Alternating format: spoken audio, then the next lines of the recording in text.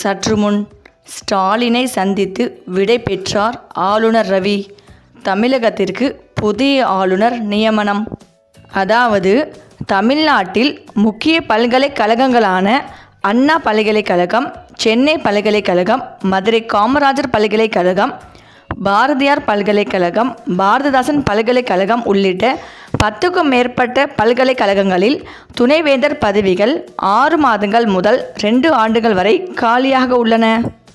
இதைத் தொடர்ந்து காலியாக இருப்பதை இன்று வரை உறுதிப்படுத்தி வருகிறார் ஒன்றிய அரசின் ஏஜென்டாக செயல்பட்டு வரும் ஆளுநர் திரு RN ரவி. இந்த பல்கலைக்கழகங்களில் அனைத்தும் தற்காலிகமாக துணைவேந்தர் பொறுப்பு குழு மூலம் இப்போது நிர்வகிக்கப்படுகின்றன.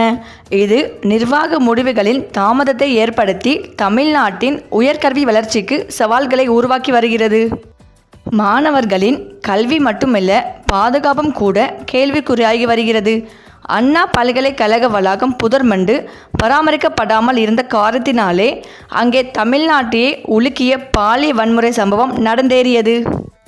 இந்த பல்கலைக்கழகங்களில் பேராசிரியர்களுக்கு ஊதியம் வழங்குவதில் தாமதம், மாணவர்களுக்கு புதிய கல்வி வாய்ப்புகளை வழங்குவதில் தாமதம், வெளிநாட்டு கல்வி நிறுவனங்களுடன் ஒப்பந்தங்கள் மேற்கொள்வதில் தாமதம் என பல வகையான நிர்வாக சிக்கல்கள் உருவாகியுள்ளன. இந்த நிர்வாக சிக்கல்கள் நீடிக்கின்றன.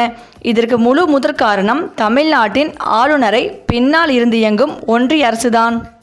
இந்த நிலையில் பல்கலைக்கழகங்களுக்கு துணைவேந்தர்களை நியமிக்கும் அதிகாரத்தை மாநில அரசுக்கு வழங்குவதற்காக தமிழ்நாடு அரசு 2022இல் சட்ட மசோதாவை நிறைவேற்றியது.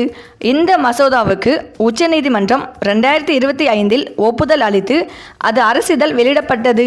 இருப்பினும் ஆளுநரின் தூண்டுதலால் இதற்கு எதிராக வழக்கு தொடரப்பட்டு சென்னை உயர்நீதிமன்றம் இந்த சட்டத்துக்கே மே 25இல் இடைக்கால தடை விதித்துவிட்டது.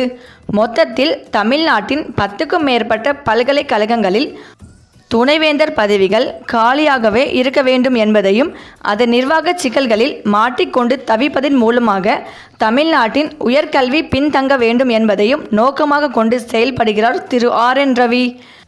தமிழ்நாட்டின் உயர்கல்விக்கு பின்னடைவை உருவாக்கும் ஆளுநரையும் ஒன்றிய அரசையும் திமுக அணியினர் ஓரணியின் தமிழ்நாடு இயக்கத்தின் மூலமாக அம்பலப்படுத்தி வருகின்றனர்.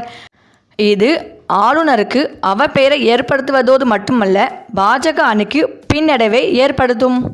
தமிழக மாணவர்கள் கல்வியிலும் உயர் வேலை வாய்ப்பிலும் உச்சம் தொடுவதை தடுக்க ஆளுநரும் ஒன்றிய அரசும் போடும் தடைகளை தோல்வியில்தான் முடியும்.